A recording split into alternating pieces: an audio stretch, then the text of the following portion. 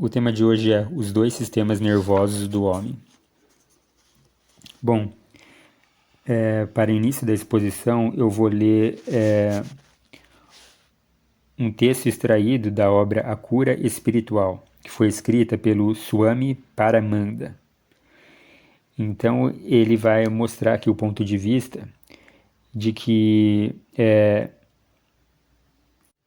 as doenças elas podem vir tanto de questões puramente biológicas, quando podem ser até mesmo um construto mental, tá? Da sua própria mente, das suas emoções agindo sobre o seu corpo.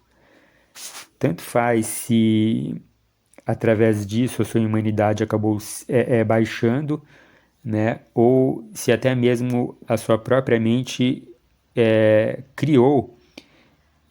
trouxe esse problema para você, tá? Então vamos abrir aspas aqui para o Swami Paramanda.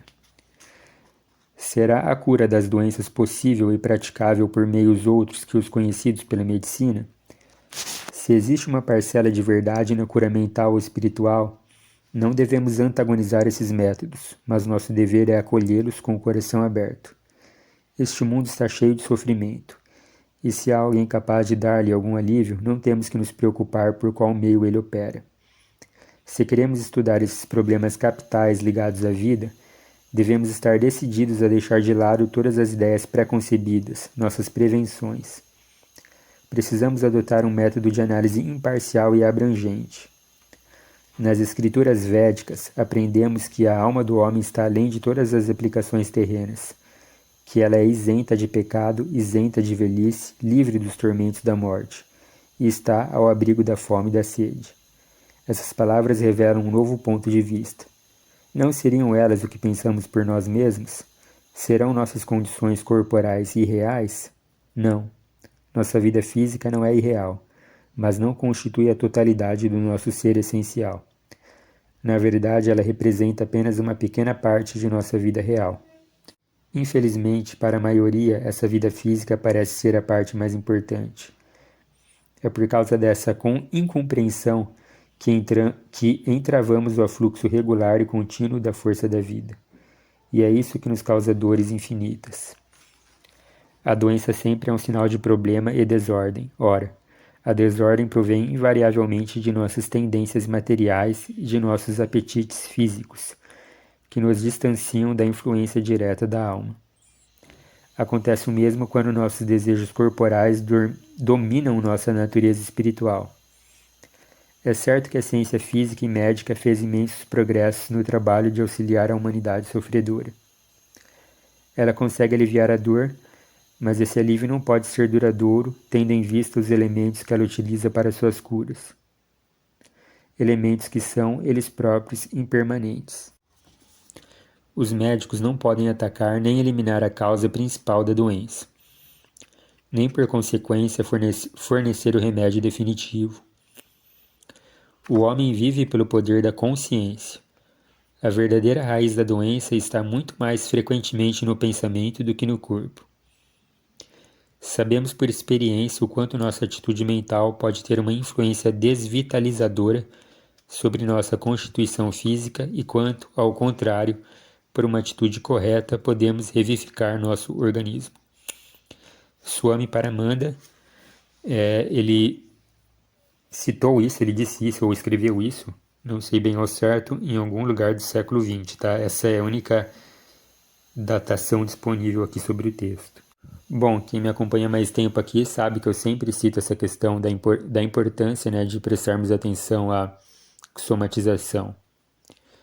Que pessoas de ânimo resistente, que têm determinadas crenças ou mindset, elas podem possuir maior energia e vitalidade do que as outras, tá? De mesmos hábitos alimentares e tudo mais, tá bom? Isso é facilmente verificado naqueles discursos motivacionais, por exemplo, em que uma pessoa está quase desistindo, coachings e técnicos de futebol, de outra modalidade esportiva, tem aquela parada técnica, eles fazem algum tipo de discurso, quando o atleta diz que ele já está exausto, de repente com aquele novo influxo de ideias ali, parece que o ânimo dele, a força dele foi recuperado, né, e até aumentado. Ora, como isso acontece se você for parar para pensar simplesmente em questões físicas puramente, né?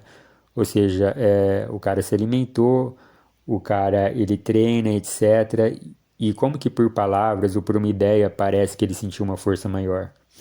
Ou com pensamentos aí errôneos ele se sente fraco, tá? Então, assim, sinto muito quem não acredita nessas coisas, mas quem não acredita simplesmente está sendo muito ingênuo ou muito é, idiota para não perceber uma evidência ali que você vê ali, que você vê em diversas situações, né? Então você veja que eu sempre também faço essa crítica a alguns, tá? Não estou dizendo todos, alguns médicos, porque diversos colegas meus que trabalham em clínicas de saúde, clínicas que têm aquelas equipes vastas de diversos médicos, diversos profissionais de saúde, como fisioterapeutas, terapeutas ocupacionais, aí tem o psicólogo, e aí eu já experimentei fazer esse tipo de entrevista em diversas dessas clínicas e você pergunta, quantos pacientes vocês têm que vocês não conseguem descobrir a causa? Fazem todos os exames e não conseguem descobrir a causa do problema do paciente, né? Para a equipe médica, vários. Quantos de vocês encaminham para o psicólogo, tá? É muito pouco, ou quase não recomendam nunca. Poxa, tá vendo que nenhum exame tá entregando ali a causa, por que que não considera a causa que pode ser uma causa psicológica, emocional, né? Enfim. Mas, por um outro lado, né, a medicina está tendo esse movimento, tá? Não tô dizendo que está tudo perdido. Existe um movimento cada vez maior dentro da medicina oficial, tradicional, né? O nome que queira dar, né? Queiram dar, de pessoas que reconhecem pensamentos e emoções exercendo a influência sobre a saúde. Então você vê que nos dias atuais, né, tem muitos médicos, sim, e cirurgiões, etc., que reconhecem que a atitude mental e emocional de um paciente determina a evolução da doença, né? Por mais grave que possa ser.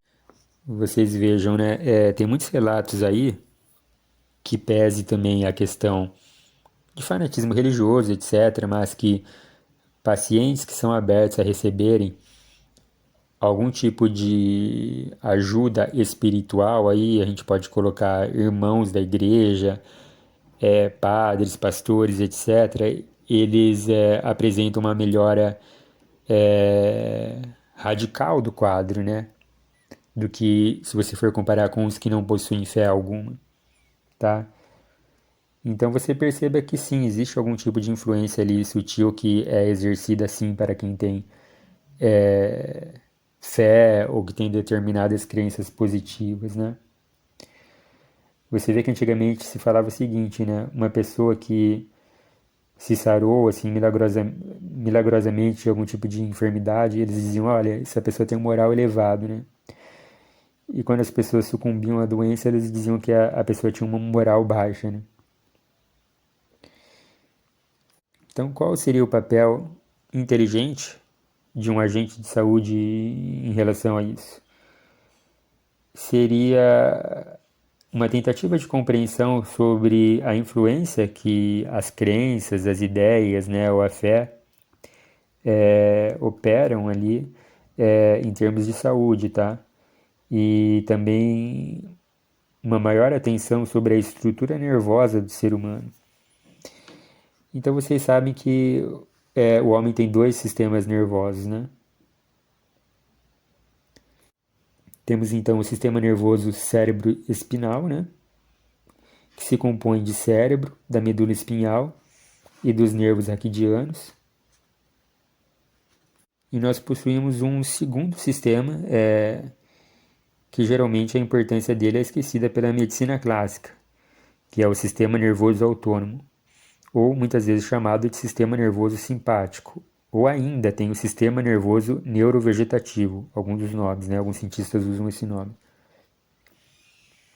Então a gente tem ali o sistema nervoso cérebro-espinal, que é responsável por nossos atos voluntários, e o sistema nervoso autônomo, ele dirige todas as nossas funções involuntárias. agindo ali em colaboração com os centros psíquicos do nosso ser. Então ele fornece ao nosso sistema nervoso cérebro-espinal a energia que ele necessita para as suas atividades. Bom, o nosso sistema nervoso autônomo ele é extremamente sensível à natureza de nossos pensamentos e emoções. Quando estamos ansiosos, angustiados, concentrados em pensamentos negativos,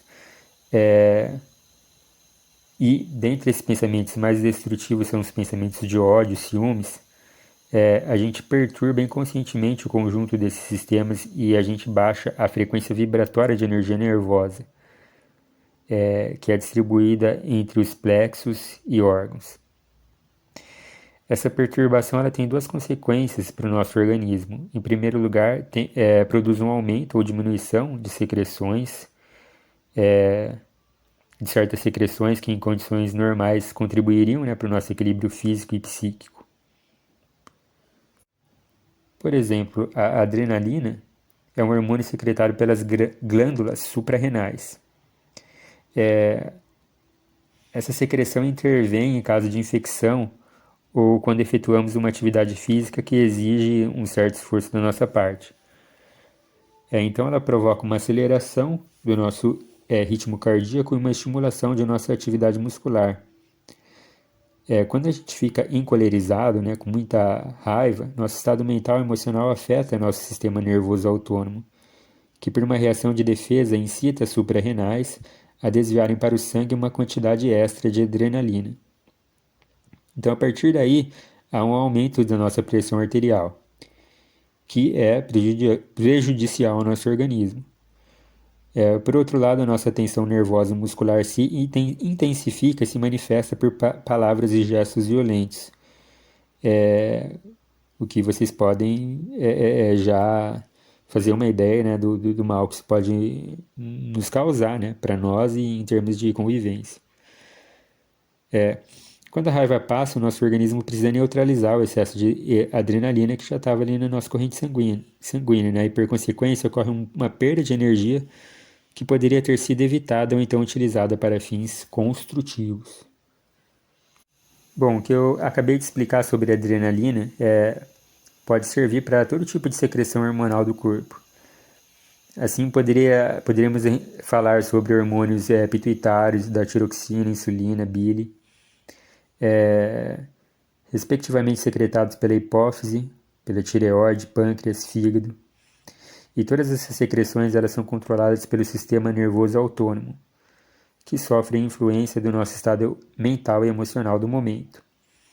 Se o estado é negativo, então se produz, conforme as glândulas e centros envolvidos, um aumento ou diminuição da atividade hormonal.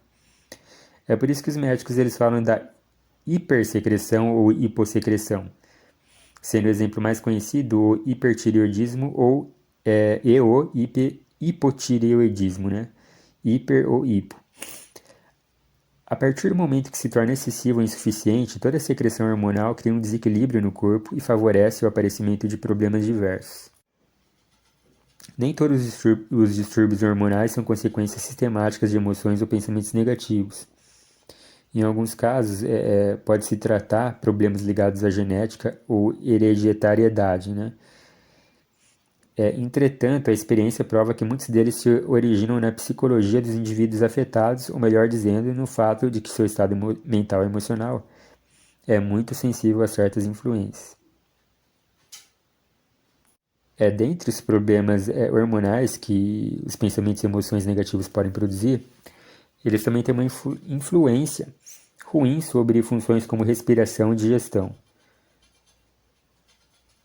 Por exemplo, vocês todos já devem ter presenciado uma cena em que alguém que passou por algum tipo de choque psicológico, por algum tipo de emoção violenta, elas tinham dificuldade na respiração, né? Eu acho que não precisa dar um exemplo mais claro do que isso, né? As pessoas ficam com dificuldade de respirar. E quando toda a nossa emoção está afetada dessa maneira ruim, né? Por exemplo, nessa questão da digestão. E você percebe que isso é afetado de alguma maneira, né?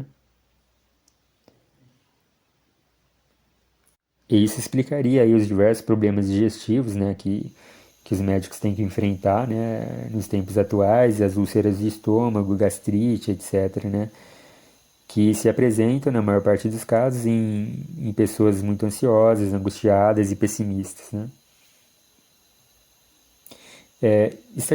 Estatisticamente também, percebemos, né, que esses indivíduos eles têm uma capacidade pulmonar mais reduzida. Então percebam a relação, né, que há entre a respiração e os pensamentos, né.